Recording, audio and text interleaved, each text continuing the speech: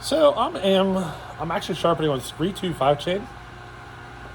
I just thought I'd bring you along and kind of maybe show you what my grinds are looking like on this square grinder. Um, I'm not going to say that this is my final results or whatever, or how my square grinds are going to look in the end, but this is what they look like now. And I found that, like this here, this is one type of a grind, or one way of grinding. This is a nice, fast, like firewood grind.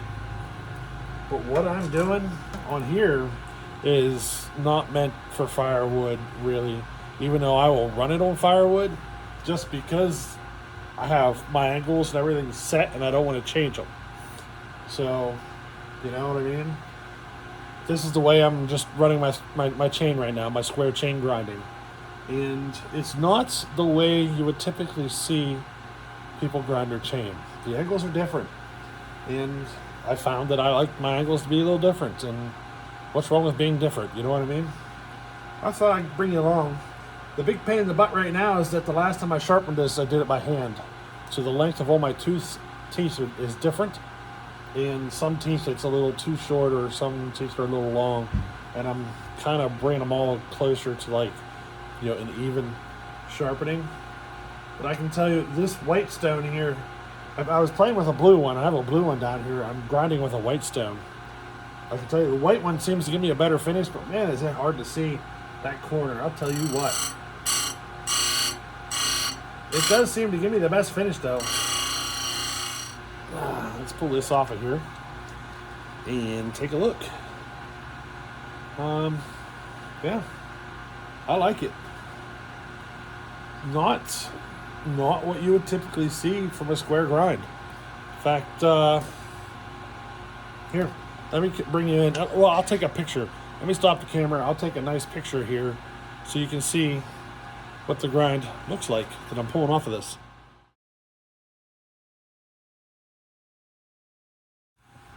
Alright, so I got you a picture. The picture itself was difficult to get.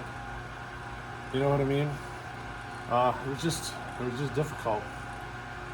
Just had a lot of trouble getting that zoom just right and everything. This is one of those chains with two cutters on the same side, right back to back. I had to find my spot. But yeah, that's all I've been doing here the last couple of evenings. It's just sharpening. I am very, very far behind on my sharpening. Not much is coming off the square though. Most of it's coming off the round grinder. Anything that's firewood related, you know what I mean? It's just a few chains that I'm running on the square right now. This tooth here is pretty rough. She must have got hit by a rock or something. I don't even know if this chain's gonna cut. Because on round grinds, I prefer my 325 chain to run a different set of angles than I do 3/8 chain. So I may not like this because this is the same profile I'm putting on 3/8 chain. I'm putting it on the 3/25 chain. So I may not like it just because, of my experience on the round. I prefer my 325 chain to be different than the 3/8. Should say though, here in July when we have this little event that I'm having, if any of you guys bring some chain up, you're welcome to give this thing a whirl if you want. I actually have several stones here. So whenever I got this grinder, it came with a bunch of stones. So the white one is on it right now. I got a blue one here, and I have several of these ones here. Oh, there's another white one, but I got several of these too. I think I'll be fine for grinding wheels for a while, but I can tell you that these have been profiled differently. All of these, they all have a different profile. So it's kind of like, I don't know. From the stuff that I figured out, this thing is a pain in the butt to to change the settings from, to go from one chain to another. It's not like the round grinder where you got set angles and everything that you can just tweak and set up. No, it's these little guys here are what set your angles, and there's nothing at all to tell you exactly where your angle is. So I'm using a digital angle finder. What I'll do is I'll set it here, I'll zero it, and then I'll come over and check the angle, and that's how I'm keeping track of what angles I'm running, is through that thing. But it's only for that. So there's still this stuff here, you know what I mean? So it's a little, I don't know, this thing takes a little bit more to get used to than a round grinder. Round grinder, you just set your angles, grind and go. This is a little more to where you tailor it to your personal needs or whatever, the way you prefer it to be. Make sense? The thing is, though, it's like once you set it, it's like set it and forget it. Don't get in there and start changing a bunch of things. And that's why it don't matter if I'm cutting for the races or firewood or whatever. If the chain's coming off of this grinder, it's going to have the same angles no matter what. I'm not going to go into changing all that stuff every time I want to go between firewood or go to a race or something. I'm just going to run the same angles for everything.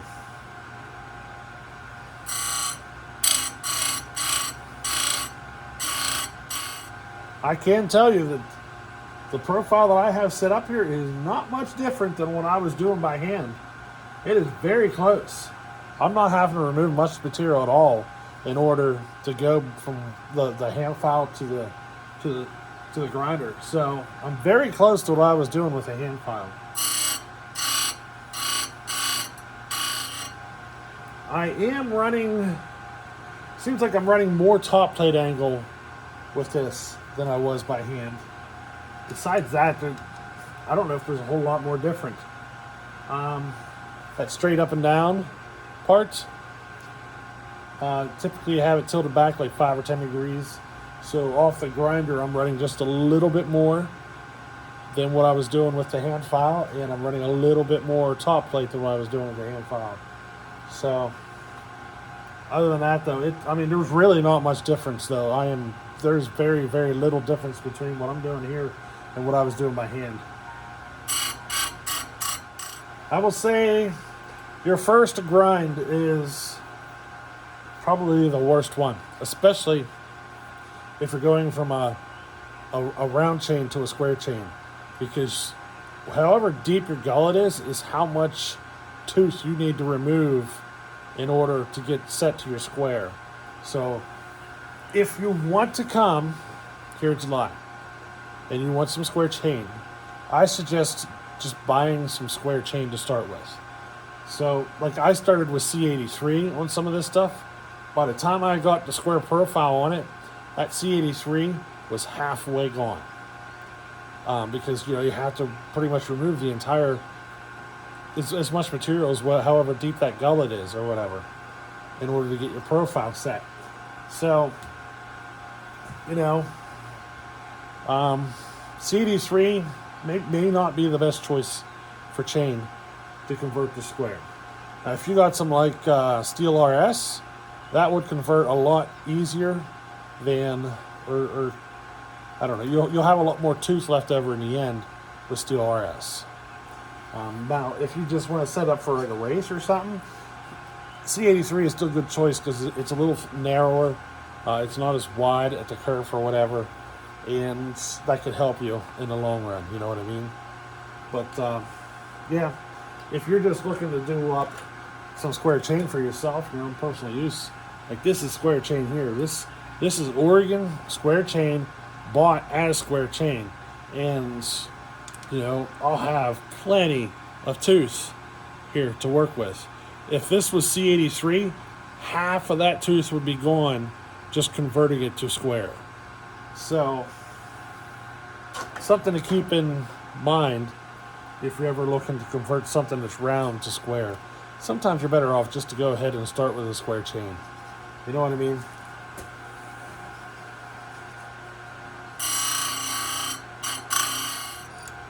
Now, I think the last video I made might have been the one where I was feeling horrible. Today I'm feeling a lot better. But I just went for blood work because the doctor's afraid that the medication, I don't know, my kidneys might not be reacting very well to the medication.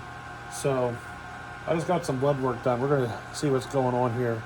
Apparently I'm not supposed to feel that bad with the medication. You know what I mean? I actually had to miss a day of work and stuff, and he's not happy about how bad I feel from taking medication. So we're going to see if we can change it up a bit and get it to where it doesn't affect me as badly.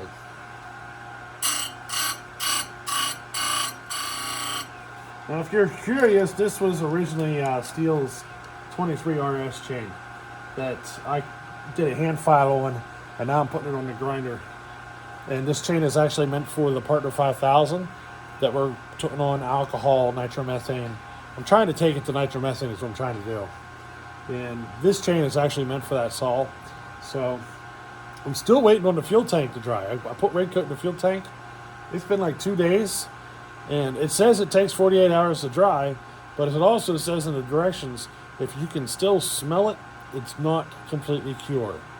So I can still smell it.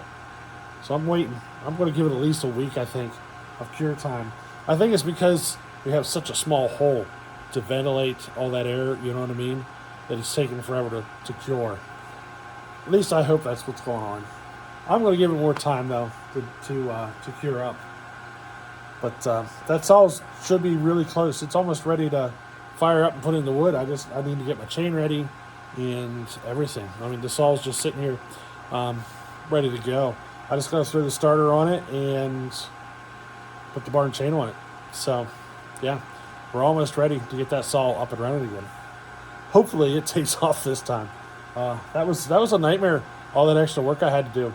That set me back probably a couple of weeks because it took so much time to, or should I say my time is limited on how much time I can work on stuff. So, I mean, it took a couple of weeks to get through that I wasn't planning on. I wanted to be into a different sol right now.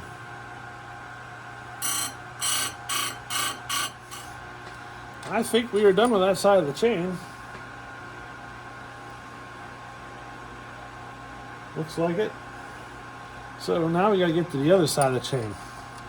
Pretty easy to do. Here, let me back you up just a little bit. So here's the grinder, a little more better view. Here's the arm that I'm swinging. So to flip it over to where you're grinding the other side of the chain, first you turn the motor off. There's a switch here on the motor, and you always pull the switch towards you. This motor will spin both directions. But if you're working on this side of the chain, you pull the switch towards you.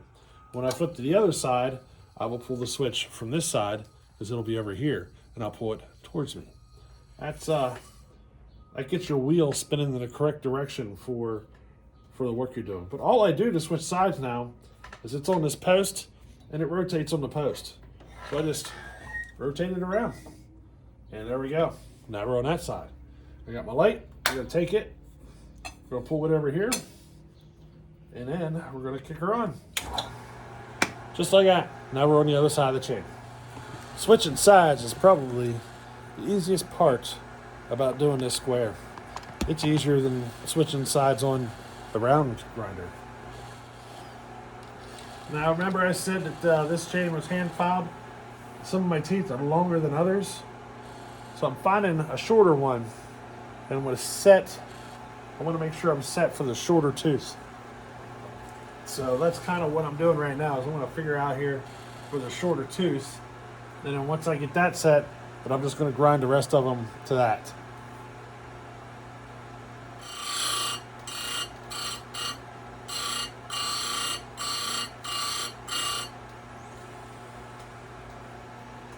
Let's check that.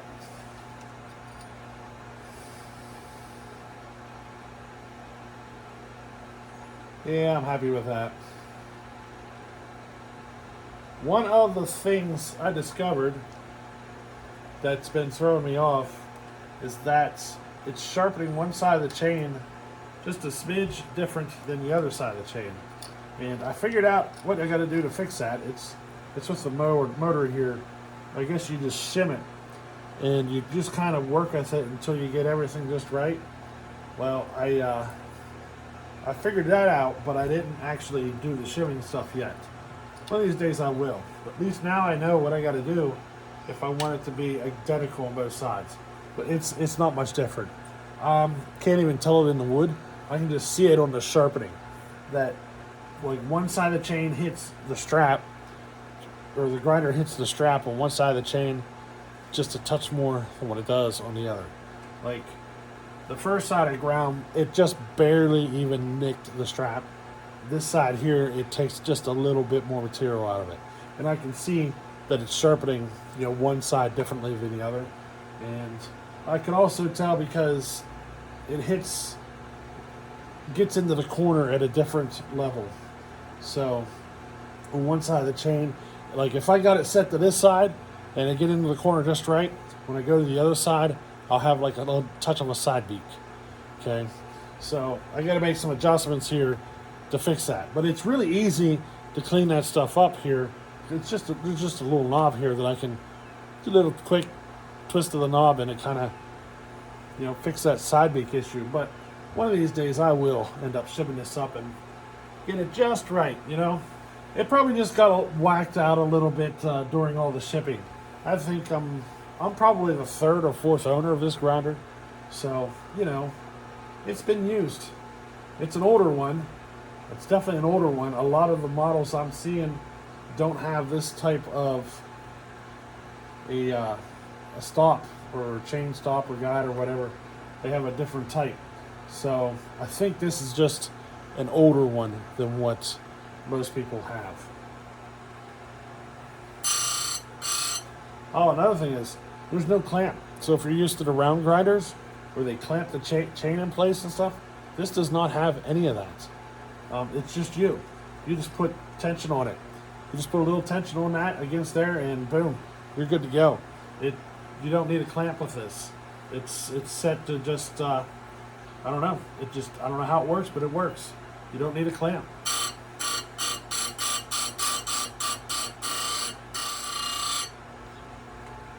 Now, these grinders, the way you change your angles in these grinders is with the way you dress the wheel. And that's one of those tricks I kind of picked up from watching videos on this and moved it into the round grinder, because I noticed that you change the profile of the grinding stone itself to change the profile of the way your tooth is sharpened. And I watched a lot of videos on these, and I thought, what if I would apply that to the round grinder? And I started doing that stuff to the round grinder, and I tell you what, that really can change the way your chain performs in the wood off a round grinder. I'll tell you what, you kind of pick up different things from grinding round and grinding square that you kind of cross over to each other. You know what I mean? Kind of gives you like a little, I don't know, maybe it gives me a little edge. Because, I've been striving for making my chains faster for so long on the round. And now I'm kind of applying some of that stuff to the square. You know what I mean? And some of my square stuff I'm applying to my round stuff. So, I don't know, I think it helps in the long run. You want to see something funny? Your top plate angle. Okay. So, when you look at a grinding wheel, here, let's look at these two. So, can you see how the angles or how the profile of these two wheels are different? And I'm looking at this edge here. Can you see how they're different? Okay, this one's a lot steeper than this one. You see it? Can you believe it? It's actually backwards. So this one will give you a steeper top plate. This one will give you a flatter top plate. So this one would finish up maybe 15 degrees top plate angle, where this one would finish up like 20, 25 degrees. It's kind of funny how that works. It's kind of backwards than what you would expect, isn't it?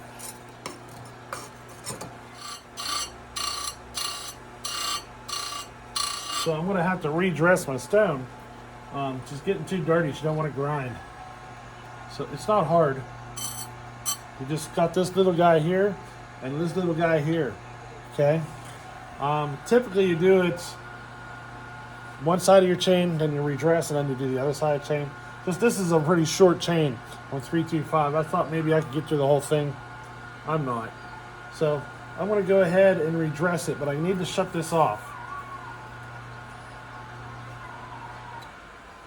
I need the wheel rotating, the grinding wheel rotating the other direction. See how this arm is set up? I need the wheel spinning that direction, which maybe it was going the right way. Yeah, that was going the right way. So, all right. So now, if I have the wheel spinning the other direction, like towards it, it'll get kind of chattery. I need it pulling the other way. And you can see it's not doing anything when I move. So watch. Just a little adjustment and boom. So now I'm going to move it in there. Nice and slow.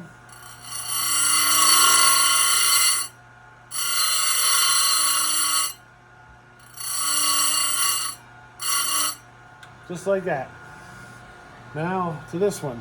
This does the side plate. Not the side plate. The side of the, or no, yeah. The first one I did is like your top plate angle. This one is like your side plate angle.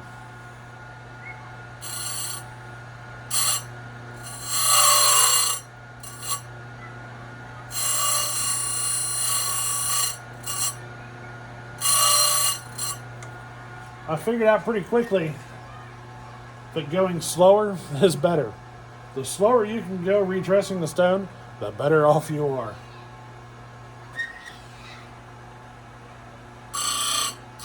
There we go.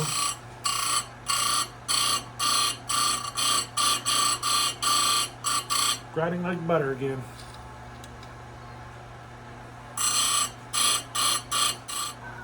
The biggest thing I'm noticing is just how close my hand filing was to what my grind is right now. I was that close with the hand file. There is very small difference.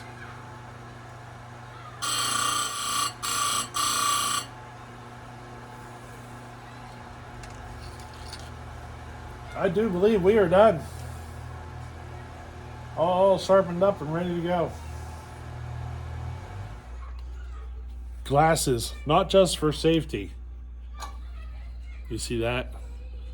Plus 2.5 magnification. Boy, does that help you see. There she is, all sharpened up. I'm gonna have to. I gotta do some work to the bar to get it on the saw. The bar wasn't meant for the saw. The bar that we're gonna start running on it. So I need to do some work to get the bar to fit to the saw yet, and gotta get these rakers set and stuff. But I figured I'd do a little video here on sharpening up some square chain. We'll get into this more in the future. This is kind of like the first video I've done with the square grinder, and I didn't want to get too much into it, just because I'm not, I haven't sharpened that much. I don't want to be like trying to make a video like I'm an expert, and I'm so far from an expert. I'm still figuring this out, and I'm kind of playing it by like what I feel and the way I like it to feel. So that's what we're doing. But anyway, hey, hope you enjoyed it. Later.